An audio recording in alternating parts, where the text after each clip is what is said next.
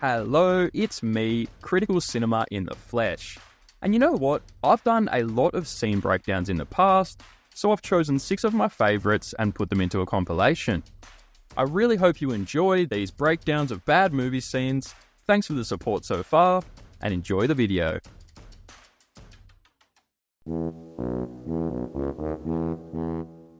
The scene begins with Finn and fan favourite character Rose, who have been captured by the First Order.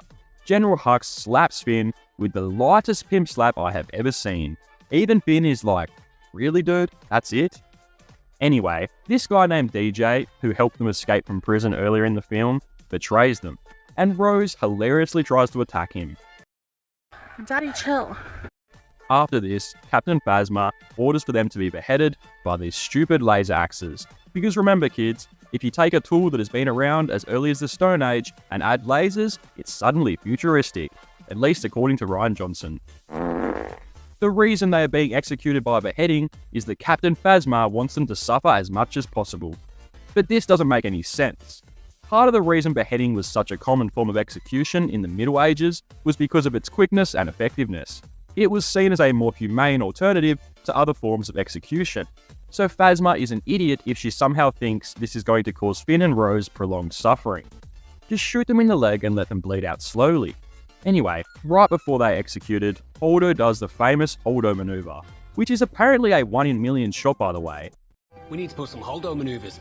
Do some real damage. Come on, that move is 1 in a million. That move is 1 in a million. So Finn wakes up to Rose pulling his leg, and conveniently, no stormtroopers are around them anymore. But I want you to take a look at this scene moments earlier. As you can see, they are quite literally surrounded by stormtroopers. They are everywhere, must be at least 50 of them. This is the final time we see Finn and Rose, and then after the Holdo maneuver, they are both completely unharmed, but most importantly, no stormtroopers, at least ones that are alive, ended up around them. How in the hell did they go from being surrounded to this? And as if that wasn't dumb enough, Captain Phasma, who for some reason ended up completely at the other end of the room, walks out of some smoke with a bunch of stormtroopers. What is fucking happening? Phasma and the troopers are then shot by a random ATST. Who could it be? Well, it's BB-8. How the hell did he get there? I have no idea. And don't expect the movie to tell us either. BB-8 kills all the stormtroopers except for Captain Phasma because of course. And this is when Finn and Phasma have their final showdown. They insult each other with primary school insults. You're a bug in the system. Let's go, Chrome Dome. Moron! Scab eater! Butt sniffer! Pus licker! Fart smeller! They battle it out, and in a twist, Captain Phasma actually kills Finn. I must admit, this was a bold move for Rian Johnson to make, but I respect it. Nah, I'm just joking. There was an elevator that just so happened to be coming up at the exact same time Finn fell. How lucky. Finn knocks the crap out of Phasma. You are always scum. Fart smeller! And the floor falls out from underneath her because reasons. This whole scene was a mess from start to finish. I find it legitimately impressive how many stupid moments the film managed to fit together in such a small time frame. It's impossible to get invested when something dumb happens every other second. Star Wars is well and truly dead at this point, but I believe this movie and moments like these are responsible for the beginning of the end.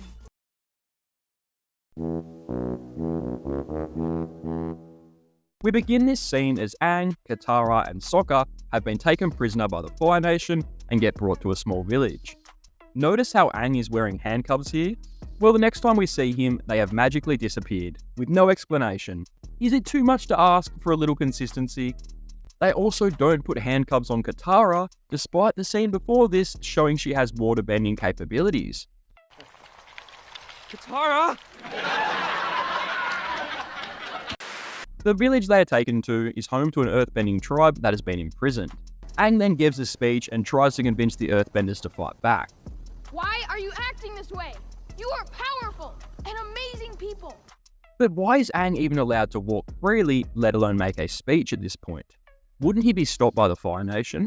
They just brought him to the village as a prisoner and then they completely forgot about him seconds later. Also, notice how Sokka is standing a few meters away from Katara here. Now 1 second later, they are next to each other. Aang then reveals himself as the Avatar. A Fire Nation guard laughs and asks a question. The Avatar would have to be an Airbender. Are you an Airbender, boy? Are you telling me the Fire Nation soldiers were chilling right here the entire time, and none of them had any issues with Aang trying to start an uprising? Also, Katara pushes the guard, but he legitimately just asks a question and laughs. Like, calm down, Katara. She's acting like he attacked Aang physically. This could have been avoided if they put handcuffs on the freaking prisoners. Aang then shows his airbending abilities and the firebenders attempt to kill him. But then, the earthbenders finally stand up and fight back. Something that should be a cool moment, but unfortunately, this is when the awfulness truly begins. Like, take a look at this. Is this meant to be a joke? It took 5 guys doing that ridiculous dance to move one average-sized boulder, and another guy to push it? Did no one consider how underwhelming this looks? Ain't no loving my man, shoo up, ooh. The animated show this is based on looks so much better. They completely missed the mark trying to recreate this. How did they manage to make something as cool as controlling elements be so lame? Also, the rock completely disappears when it hits the bad guy. Did anyone give a shit when making this catastrophe? By the way, all of these guys who got knocked over are completely fine. So why in the world are they all retreating? It doesn't make any sense. It makes the Fire Nation look like a bunch of scaredy cats. We then cut to Aang freeing some other villagers. Why in the world are these guys just running straight? Are they dense or something? He's an airbender, you ninnies. And take a look at this scene. Aang does this airbending attack that takes a whole 4 seconds. And what does his opponent do during this time? He legitimately just dances around awkwardly. It's so clear he had zero direction, or maybe he did, but the director was just M. Night Shyamalan, so it's as good as nothing. Thankfully, that brings this shit show to a close. They took one of the best animated shows of all time and turned it into a disaster in every conceivable way.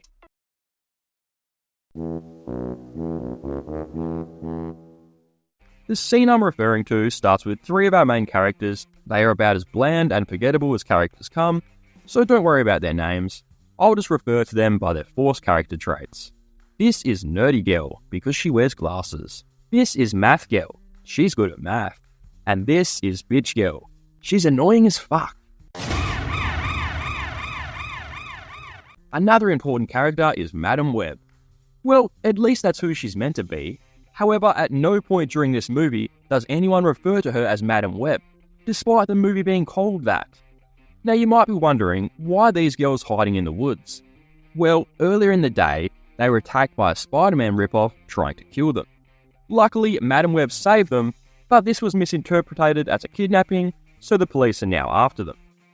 Madam Web brought the girls to the forest as a safe place to hide out. By the way, the 3 girls have no idea why they are being hunted. They should be upset, scared, and anxious, but the actors don't do a good job of portraying this. Madam Web requests they stay in the woods for a mere 3 hours to keep a low profile so she can investigate into why the Spider-Man ripoff is trying to kill them. Seems like a pretty reasonable request, considering their lives are in danger, right? Well, not for the 3 Stooges, because they decide to leave the forest anyway, mainly thanks to Bitch Girl, who says, "We have to take care of ourselves." Which is insanely stupid, considering they would all be dead if it wasn't for Madam Web. And what do you think the reason for leaving the forest is? To find more help? To get the police? No, none of these logical options. They are leaving because... Wait for it. Here it comes. They are hungry. Yes, I'm dead serious. I'm pretty sure being hungry for as little as 3 fucking hours isn't worth risking your life over. So the girls leave the forest and conveniently find a diner nearby. The nerdy girl suggests that since their lives are in danger, maybe they should come up with a strategy in case everything goes to shit. But she is promptly shut down by Bitch Girl, who has a death wish, I suppose. They end up ordering several different items off the menu because they are just so damn hungry. Math Girl suggests that after they eat, they should leave and head back to the forest. But Bitch Girl demands they stay longer so she can eat some cherry pie. Are you freaking kidding me? Your life is in danger, you absolute idiot. You idiot. You're honestly an idiot. I don't know what's wrong with you. But your ego is pissing me off. Anyway, the nerdy girl can't stop looking over at some boys. So Bitch Girl, who has made all the terrible choices thus far, suggests they go talk to them. Another dumb suggestion, considering they are meant to be keeping a low profile. What's most annoying is that they eat like 5 chips each before going over to the boys. So the whole point of them risking their lives to eat the food was completely for nothing. The bitch girl then drags the nerdy girl over to the boys, and a random bystander recognizes them and then calls the police. This is bad, as the Spider-Man ripoff has hacked into all the police lines, so he is also notified about their location. Something that is completely the girl's fault, by the way, mainly this fucking bellend. Madam Web returns to the forest to find the girls are missing and follows their footsteps to the diner. And guess what she sees when she arrives? The stupid girls dancing on the table. Why would they be doing this when they are meant to be keeping a low profile? Well, your guess is as good as mine. They are just legitimately retarded.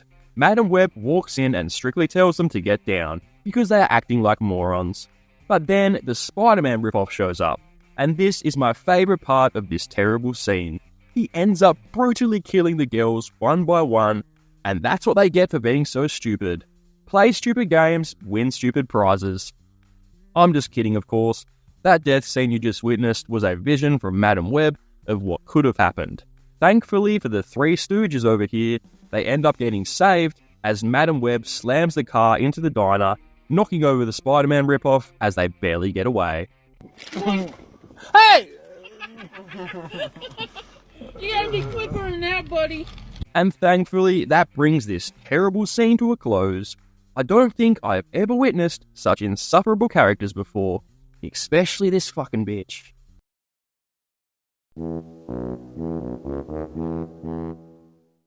In this scene, Catwoman, as her alter ego, joins a group of street kids for a game of basketball. Sounds innocent enough, right? Well, unfortunately not. Before I break down why this scene is so terrible, you need to get immersed and truly understand what I'm talking about. So take a look at this quick montage.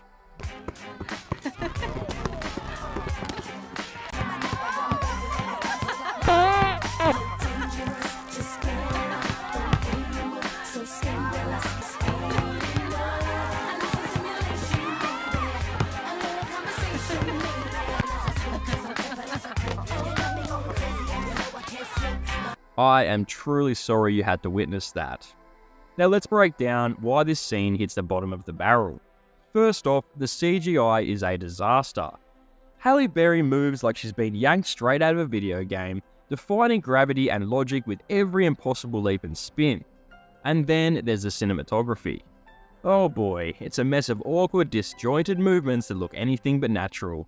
But the real cherry on top of this disaster sundae is the overuse of cutaways. It's like the director thought, hey, you know what this scene needs? More reaction shots of kids looking amazed. So every 4 seconds, we're yanked away to see a bunch of kids with their mouths hanging open. As if that's going to convince us that what we're watching is cool. Spoiler alert, it doesn't. And you know what else? The scene is a mere 2 minutes long, yet all of this awfulness is still somehow stuffed into it.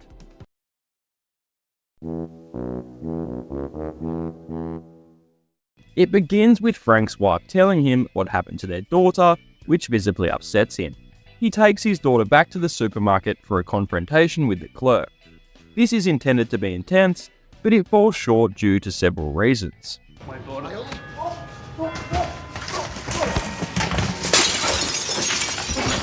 Notice how easily the glass shatters? It's obvious they are going to use fake glass, but it shouldn't be stupidly weak. Also, take a look at how lightly the store clerk is pushed compared to his exaggerated fall. His overacting is cringeworthy. Now observe the awkward movements and kicks coming from De Niro's character.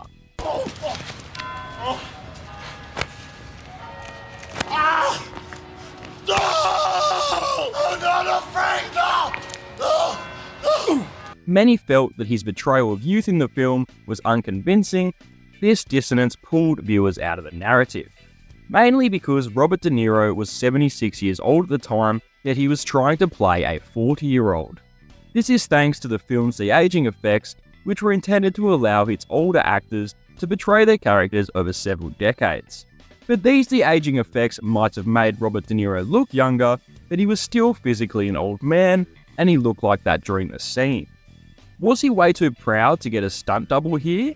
Why was everyone on set too afraid to tell him this looks so fake? The store clerk has to overreact to Robert's strange weak movements, and it looks so forced. The scene is meant to be taken seriously, but it becomes unintentionally hilarious.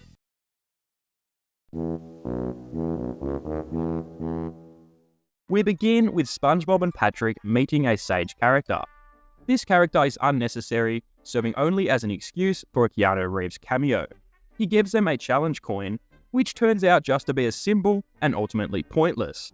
You'll find things being ultimately pointless is a theme here. Then they enter a saloon filled with flesh-eating cowboy pirate zombies. This is random for the sake of being random. They are challenged with freeing the zombies, something that teaches SpongeBob and Patrick nothing in the grand scheme of things.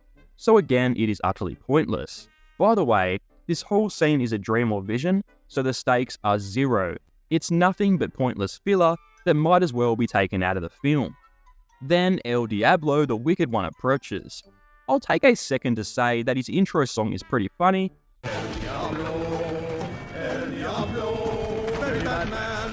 but that's where my compliments end. Next, we have another forced cameo. It's Snoop Dogg.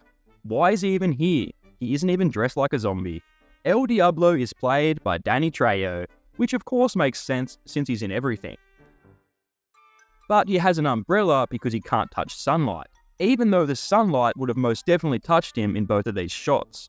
All that bullshit, all that bullshit, all that bullshit. You're way out of line with the bullshit, all that bullshit, that bullshit. They could have put a hood over him and had him reveal himself once he was inside the saloon, but that would have required a bit of foresight, something this movie has none of. SpongeBob and Patrick get captured and taken to El Diablo's office, where he tells them it's not a dream. It's not a dream! So it is a dream or not? This movie can't seem to decide. He then scares them with his fire eyes and attempts to stab them multiple times, which is pretty dark for a kids movie. SpongeBob tries to use the coin to defend himself, but as I mentioned earlier, it's completely useless. Then Patrick accidentally opens the curtains, and we see how much a tiny ray of sunshine hurts El Diablo. And the movie expects us to believe he was outside earlier with nothing but a tiny umbrella to protect him. Bullshit, bullshit, bullshit. SpongeBob and Patrick accidentally torture El Diablo, which is supposed to be funny, I guess. They melt him and run away, but as they leave, the ghost pirate zombies thank them for freeing them. But who cares? How does this help SpongeBob and Patrick get Gary back? It doesn't.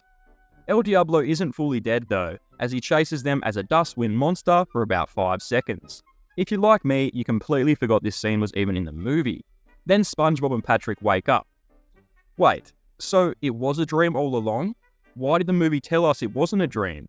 So unnecessarily confusing. But then the sage is there, so it can't be a dream. He says it was like a vision. So they both had a shared vision, but the sage originally told them it was a dream, and El Diablo told them it wasn't? Right. This whole scene takes just under 10 minutes and achieves diddly squat.